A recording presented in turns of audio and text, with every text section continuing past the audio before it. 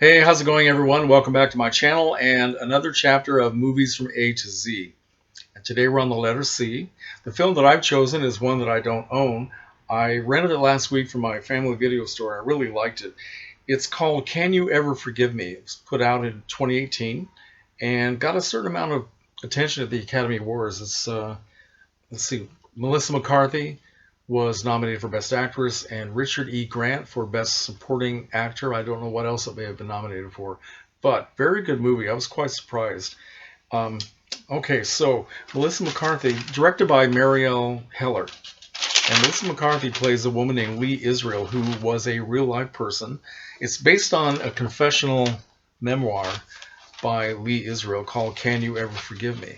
And she's telling the story of how she went from being a fairly successful writer who began to decline and go into a lot of struggle to somebody who was made a living by forging letters supposedly written by famous literary figures like Dorothy Parker and Noel Coward.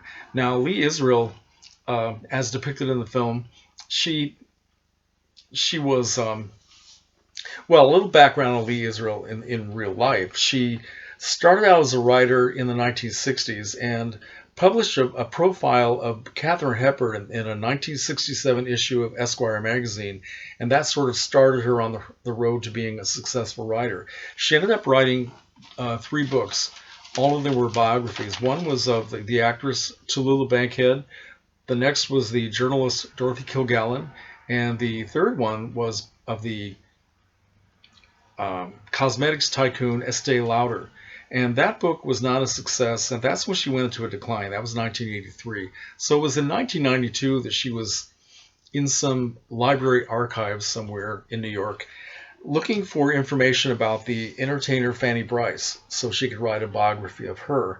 And inside of an old book, she found two letters that were written by Fanny Brice, and she ripped them off and decided to try to sell them because there are people within the literary world who will pay good money for letters that were written, even if they're typewritten letters, that were authentically written by famous writers, and famous people.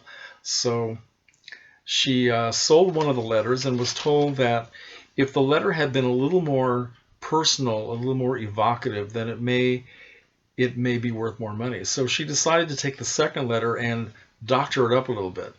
And she sold the letter and made more money. So she made a career out of this and eventually got into actually going into libraries and finding a way to steal actual letters and replace them with forgeries. It got really crazy. And she enlisted the help of an old friend who became her best friend, somebody, sort of an acquaintance she had known from years past. They met again. This is a guy named Jack Hawk, played by Richard E. Grant in the film. He, a very flamboyant gay man, very promiscuous. He was also into drugs. He was selling drugs. He was living on the streets most of the time, and just wild and crazy. And they became very good friends, even though they were completely different kinds of people, uh, personally and socially.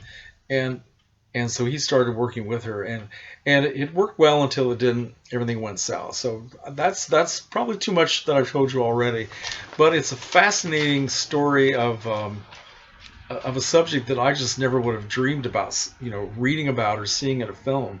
It's a world, that literary world of New York City is something I know nothing about, and it takes you into the world of these wonderful, musty old bookstores. I don't know if they actually filmed in real bookstores and things and libraries, but it certainly looks like they did, and it's pretty fascinating.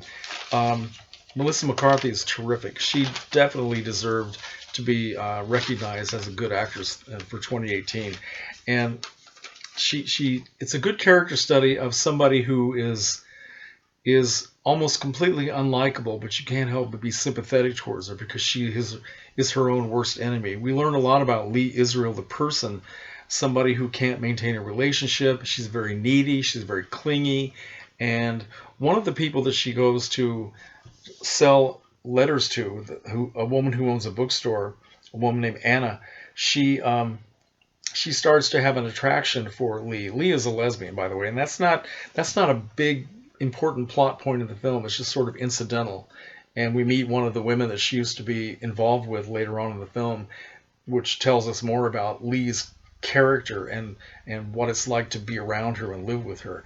And anyway, this woman in the bookstore is the owner of this place, and she Lee is obviously feeling the same way toward this woman, but she is completely holding back on getting involved with her and getting involved in any other relationship. And the way Melissa McCarthy plays it, it's almost as though Lee Israel is saying to this woman, "You do not want to get involved with me," without actually saying it. You get the impression that Lee is holding back because she knows in her own heart how destructive she is, and she does not want to hurt this very nice person. So it's a fascinating character study of the people involved. And Jack Hawk is played by, that's H-O-C-K, not H-A-W-K, as played by Richard E. Grant. Really a good performance. He runs the gamut from crazy to completely crazy all the way through the film. And so I would advise people to see it. If you want to see something very different, very cerebral, very quiet, really. No car crashes, no explosions, no superheroes flying in to save the day. Very, very good film. As I said, directed by Marielle Heller, who has only directed a couple of films. She's also worked as an actress. Let me see. Also in the film, Dolly Wells plays Anna. Jane Curtin plays a woman named Marjorie, who happens to be Lee Israel's agent. She's very good in her supporting role. It's good to see her in a film again. And an actor named Ben Falcone played one of the bookstore owners that Lee goes in to sell things to. And she happens to be Melissa McCarthy's husband. So that's a nice little piece of trivia for you here. Now, my first experience of Melissa McCarthy was in this film called The Nines, which I picked up at Big Lots for $3 a couple years ago, and just totally fell in love with. Very good film. Ryan Reynolds. And Melissa McCarthy is very lovable in this film. Very good. I know nothing about her TV career other than seeing little clips from Mike and Molly. Usually they play the same clips day after day, so I don't know anything about her. I've seen some of her comedy bits from Saturday Night Live, and that's it. Other than that, I know nothing about Melissa McCarthy other than what I read about her, and I hear other people say. A lot of my friends can't stand her. But she was very good in this, and very good actress. Now, what else I want to say? Richard E. Grant is an actor I'm not familiar with at all, but I looked up his filmography, and it's a long list of films. The only two films that I've seen that he was in were Bram Stoker's Dracula and Gosford Park, and I don't remember anything about him at all in those films. Let's see. The film cost about $10 million to make, and at this point on Wikipedia, it said it had made 11.1. So it did make a little bit of money, and again, I would recommend this if you want to see something that's a little bit different, a little bit quiet, and a little bit literary. And that's it. Let me know what you think. Have you seen it?